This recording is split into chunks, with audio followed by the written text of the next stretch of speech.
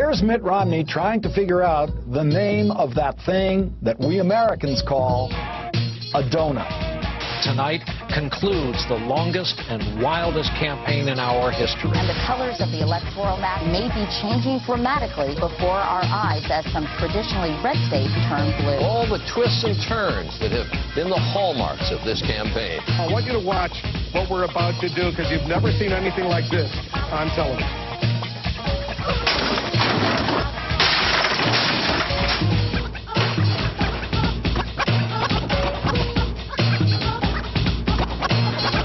What's up, guys? I'm Abby Martin. So guess what? Just a day after President Obama got re-elected, the news was released that another person has been charged under the Espionage Act. In case you guys lost count, this will be the 7th person prosecuted under this chilling piece of World War I legislation. This time, the charge is against James Hisselberger, the linguist for the Navy in Bahrain, who's being accused of making copies of classified documents. Regardless of his intent, the Espionage Act could carry the charge of death. Look, this is no laughing matter. Obama has prosecuted more whistleblowers than all previous administrations combined. And it doesn't look like he's planning to stop anytime soon. And that's why I'm breaking the set.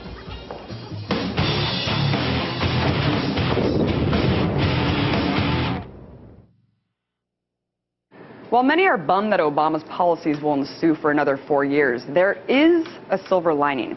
And it has nothing to do with the presidency. Instead, it has everything to do with the direct democracy that was pushed through historic propositions in multiple states. From gay marriage to approving recreational marijuana use, voters made their voices heard. And it signifies a shift in America's collective consciousness. So to talk about the progress made from the election and the case for electoral reform, I'm joined by RT correspondent Ramon Galindo from our LA studio, Anastasia Churkina from our New York studio, and our very own Manuel Rapolo. Thanks so much for coming on, everyone. So Ramon, let's start with you. I mean, I was devastated as a California girl to find out about the GMO labeling failing in California. I mean, when polled nationwide, 90% of Americans want it. So what happened? Well, that can be answered with just one word: Monsanto. They spent millions of dollars trying to defeat this ballot initiative along with chemical companies DuPont and Dow. They wanted to have nothing to do with this labeling initiative. Like you said, it had a lot of favorability early on in the polls, but just this massive amount of negative ads claiming that it was going to boost grocery costs for the average family really had a strong effect. And at a time when there's a lot of ballots or there's a lot of initiatives on the ballot, people really didn't have a lot of time to go and do their own research, and they were confused by this. A lot of them voted no, but supporters of Proposition 37 say they aren't giving up. They're glad that this did get the discussion going about GMOs, and they'll likely be trying other ballot initiatives like these in other progressive, more liberal-leaning states. You're right, and indeed it was made about money. It wasn't about the right to choose. They really did make it about that. Monsanto did a very good job pushing that propaganda through. So, let's talk to you, Anastasia. You're in New York. 2 northeastern states just made history by legalizing gay marriage by popular vote. What do you think about this? Do you think this signifies a shift? What can we expect from other states? Do you think that they'll follow suit? I absolutely think this is a major symbol in the shift when it comes to this issue, Abby. We had a total of 4 states vote on this issue this election season. Maryland, Maine, Washington, and Minnesota. Of course, 3 of them, Maryland, Maine, and Washington, said yes to gay marriage. Minnesota said no to a ban on gay marriage. But the fact that this is a historic vote this was the first time when this issue was considered through a popular vote. And this is an issue that's been pushed through a popular vote, unlike the previous cases of legislature and court rulings. So this is really giving a new boost to this conversation, to the issue of same-sex marriage, because now it's turned into an issue from the people versus the politicians and the judges. It's the people deciding on this. And certainly with these new votes that we saw come out this Tuesday, certainly a sign that U.S. society is definitely becoming a lot more socially liberal. We know that according to a Gallup poll, half of Americans support same-sex marriage.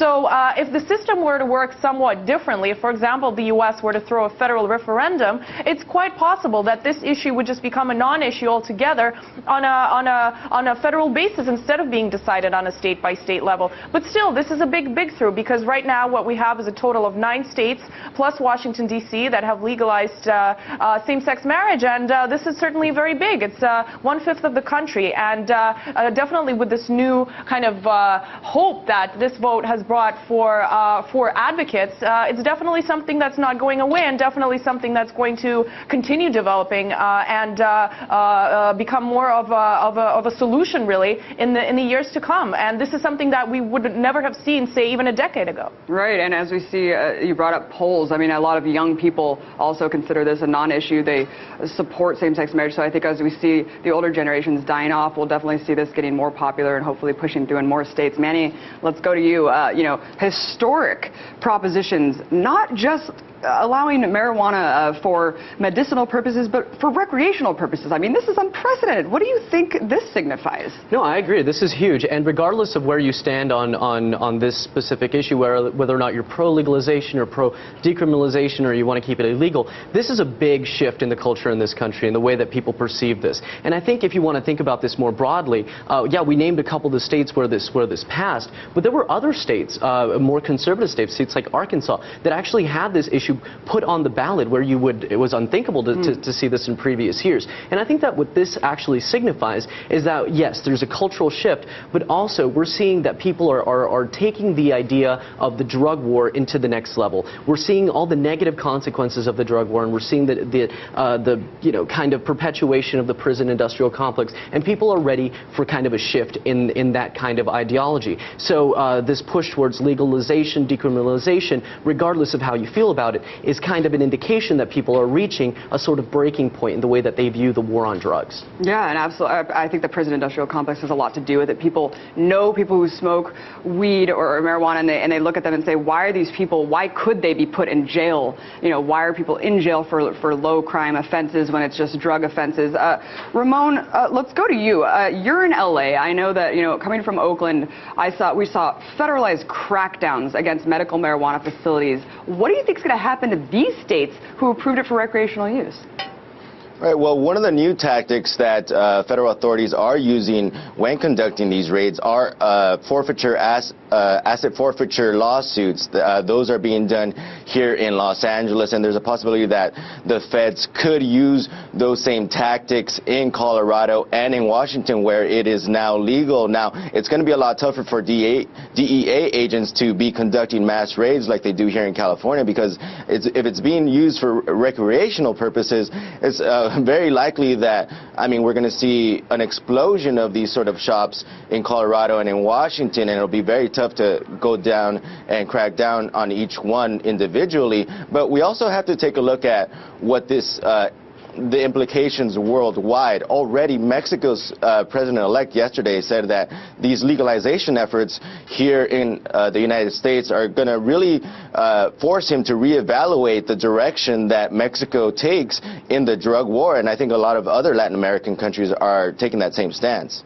And just a really quick follow-up. I know that the three strikes reform law did pass, Ramon, but we saw the death penalty, to abolish the death penalty, did not pass. Why do you think that didn't pass? Well, first of all, Abby, we have to remember that there were actually many inmates who are currently on death row, which also opposed Proposition 34, which would have eliminated capital punishment. Their reasoning behind that was that if they were taken off of death row and put into a life sentence without parole, they would lose their state-funded representation. That was one of the caveats of the law. So we have to remember that there were plenty of death penalty prisoners who were opposed to repealing the death penalty, believe it or not. And the other thing is that historically, California voters, as liberal of a reputation that we have, when it comes to ballot initiatives, we typically vote for these tough on-crime initiatives. I mean, it was in the 90s that we voted for the three strikes law. Many years later, we've seen that it's been a very costly law and order sort of law, and it really hasn't improved crime statistics and many prosecutors throughout the state have echoed this same reasoning. So although the death penalty wasn't repealed in California, the number of people who appear to be leaning towards that way, that are disapproving of the death penalty, seems to be increasing. So I wouldn't doubt that an initiative like this will come up again here in California. Interesting take, Ramon. Thank you for that. And Nastia, let's go to you. Were you surprised that more people didn't come out and support third parties in the states that weren't swing states? I mean, it just seemed like, especially during Obama's first term, people were just so disillusioned with the two-party system. What do you think happened? Well, Abby, actually, I wasn't surprised, because in the days leading up to the elections, I certainly spoke to quite a few people who were considering voting for third-party candidates, especially here in New York. Obviously, it's not a swing state by any means. Traditionally votes Democrat. And what ended up happening here, for one, is that people said to themselves, what is the point? Why would we go and vote, considering this electoral college system and our state, our votes are still going to go to Obama? What is the point for voting third-party system? And that's certainly something that's been an issue, and people who are supportive of the third-party candidates, they are the ones who say that the system really needs reform. They say our votes would count a lot more were the system changed, where every single vote would count, instead of having each state pick one of two sides of the same coin. And certainly a lot of these people were disenchanted. So it hasn't really been surprising that more support wasn't shown in the non-swing states, Abby. I couldn't agree more. And Manny, let's turn to you. Do you think that the solution here is real electoral reform, proportional representation? So what she was just saying, that we can get one vote, one voice to get really our message heard here. No, I completely agree with, especially with Anastasia just said, and electoral reform is very much needed in this country. And we can start by taking money out of politics, because that's the one thing that prevents these third-party voices from being heard. It seems as though you need at least $1 billion. That's the standard for becoming president in this country. If we were just to eliminate that, we can't say that we have free and fair elections in this country until we allow all the parties to have a voice in the election. And I think that it's interesting because the elections this year, they showed how polarized Americans really are. It was such a narrow and close election. But certain third-party candidates, look at Governor Gary Johnson, got over a million votes. That's 1% of the vote. That's a big deal. And that just goes to show that if there's going to be real progressive change in this country, it's actually going to come from the grassroots level. And I think that this election was a perfect example of that. Yeah, I definitely think electoral reform is first. I think getting money out of politics first. We need to start with this proportional representation. We can actually get the voices of the third party representing us into politics so we can really see this change take effect. Thank you so much for all of our correspondents across the country joining us tonight. If you like what you see so far, go to our YouTube channel at youtube.com/breakingtheset and subscribe. Or check out our Facebook page at facebook.com/breakingtheset. And if you're wondering about what I'm doing or bitching about when I'm not on air, follow me on Twitter at Abby Martin. I'll let you take a break for now, but stay tuned to hear about the case of the Holy Land 5 and the plight of Palestine next. I want you to watch what we're about to do, because you've never seen anything like this on television.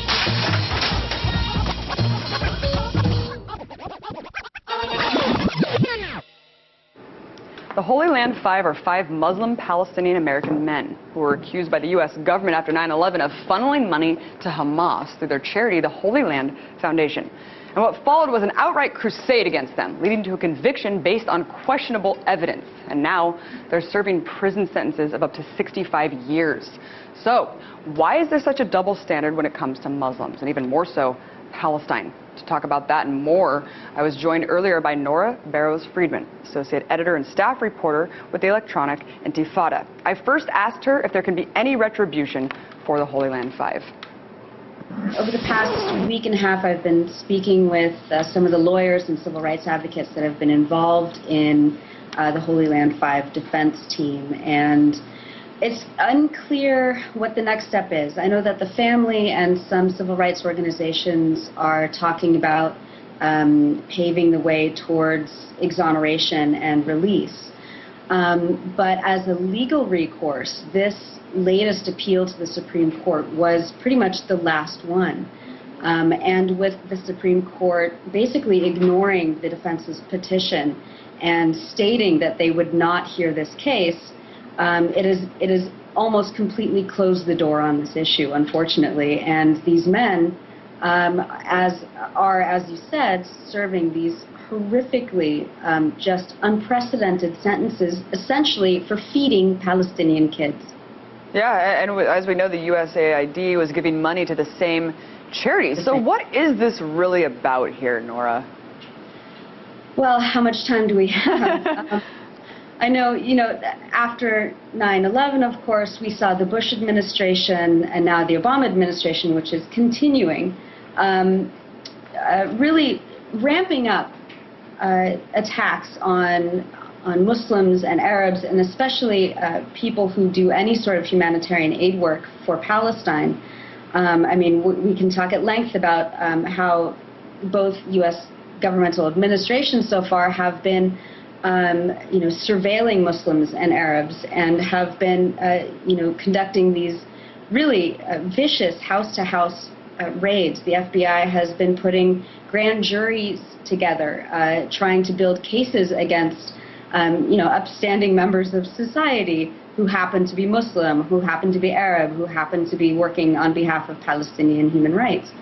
And this case, I believe, and so many others, of course, I'm sure Noor El-Ashi spoke about this at length, this case really exemplifies the length that the U.S. government will go to set an example, really, to use the tens of millions, billions of dollars, in homeland security, to drum up fear and intimidation inside the Muslim and Arab community in this country, and also to make it clear that humanitarian aid for Palestinians is not going to be tolerated.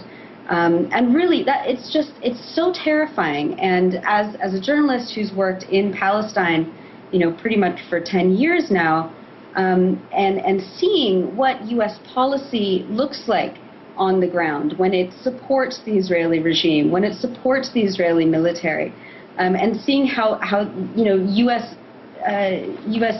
military aid to Palestine or to Israel is wreaking havoc upon the people of Palestine. When you go to Gaza and you see how many homes have been demolished, and how kids aren't getting the services and the the humanitarian aid that they need to survive, the Holy Land Foundation was able to fill in the gaps. Absolutely, and it is just such an enormous hypocrisy, Nora, when you look at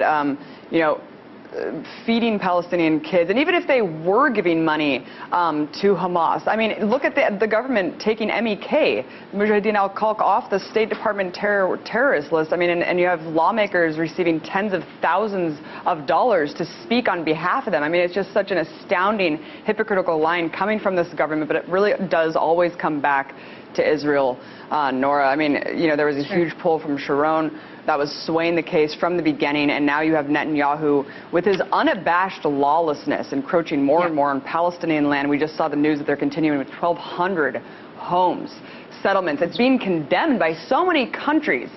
Do you think this is strategic timing with the Palestinian bid for statehood? What do you think is going on here?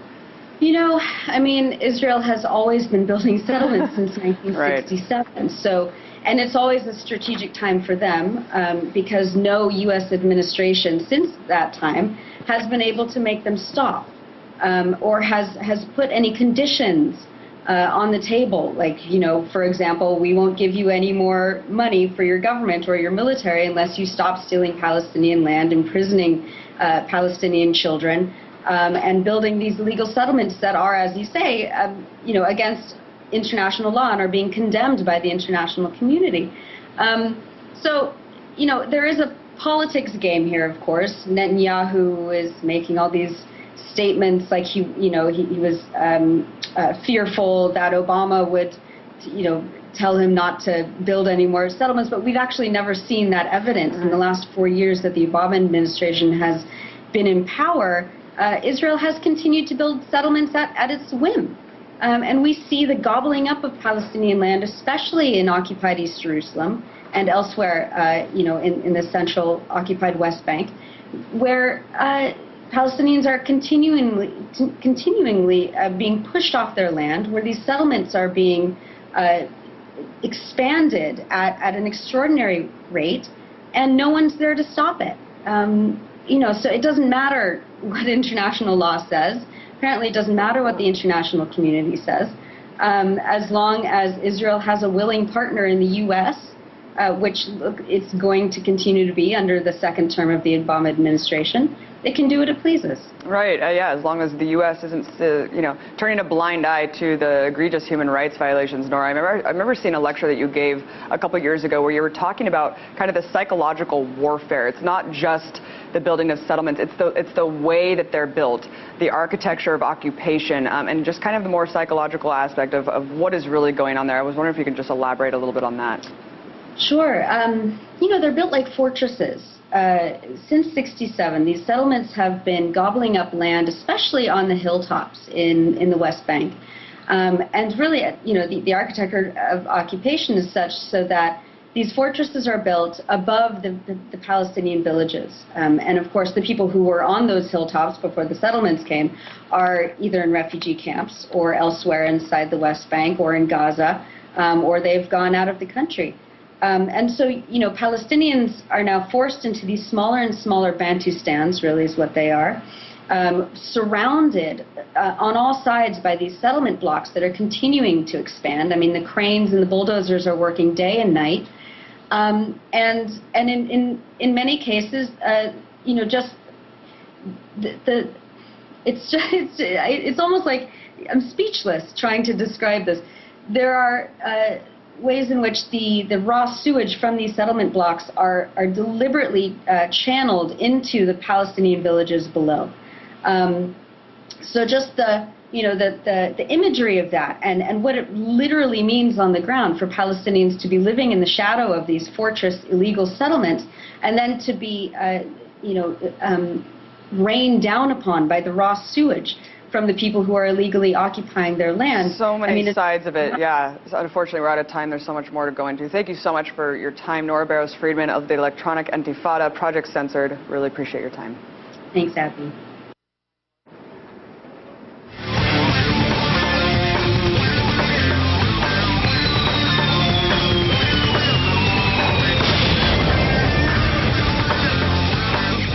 Today is the 10th anniversary of the UN Security Council adopting Resolution 1441, giving Iraq a final opportunity to comply with disarming itself of its alleged weapons of mass destruction.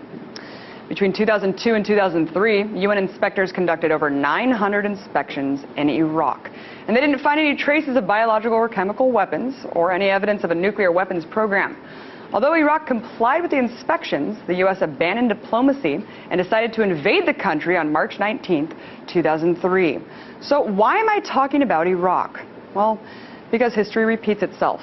And in the same way that the U.S. government led an unprovoked invasion of a sovereign oil-rich country in 2003, the wheels are in motion for a similar attack against the sovereign oil-rich state of Iran.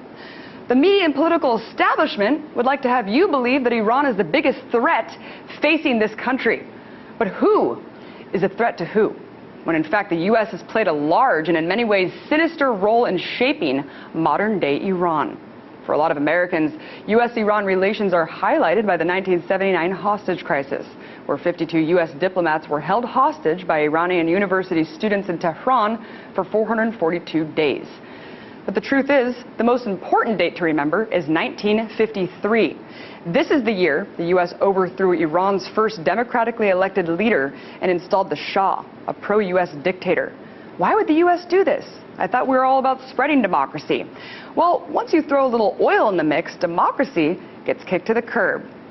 Prior to the coup, BP, or British Petroleum, controlled all of Iran's oil production. So when Iranian Prime Minister Mohammad Mossadegh nationalized the oil industry, Britain took Iran to the World Court. How dare a country try to manage its own resources? Well, when Britain lost the claim, they turned to President Eisenhower, and under the pretense of Iran being a communist threat, they urged the U.S. to intervene. The newly formed CIA staged Operation Ajax, a coup to overthrow the democratically elected government of Iran. And after that, Iranian oil was once again flowing under the control of Britain, the U.S., the Netherlands, and France. Under harsh autocratic control, the Shah, backed by the U.S., ruled Iran for the next 25 years. And after decades of protests in 1979, 2 million people flooded a square in Tehran, starting a general strike which shut down the state's economy. The Shah had no choice but to step down at this point, and religious leader Ayatollah Khomeini, the Shah's biggest opponent who had been exiled for 14 years, returned to become leader by popular demand, thus beginning the Islamic Republic of Iran. Less than a year later, Saddam Hussein invaded Iran to gain access to Iran's oil and trade routes in the Gulf. The result was one of the longest and most tragic conventional wars of the 20th century. And all the while, the U.S. was supporting Saddam with money, weapons, intelligence, even after learning that the Iraqi military was using chemical weapons against Iranians and its own citizens. Fast forward to today. Iran is completely isolated and being closed in by the U.S. military. Take a look at this map. The country is completely surrounded by U.S. bases. Its economy is in shambles because of crippling U.S. sanctions. And just over the last year, the U.S. has sponsored assassinations of Iranian nuclear scientists, engaged in cyber warfare against their infrastructure, sent drones to spy on the country, and these are just the things that we know about. So, I'll ask again, just who is threatening who? I want you to picture this scenario. If Iran had staged a coup 50 years ago in the U.S. to install a pro-Iranian dictator, if Iran had unmatched military influence in Mexico and Canada, if Iran implemented crippling sanctions against this country, if Iran sponsored rogue terrorist groups here to overthrow our government, and with all of that, if Iran labeled this country as the biggest threat to world peace, how would you feel?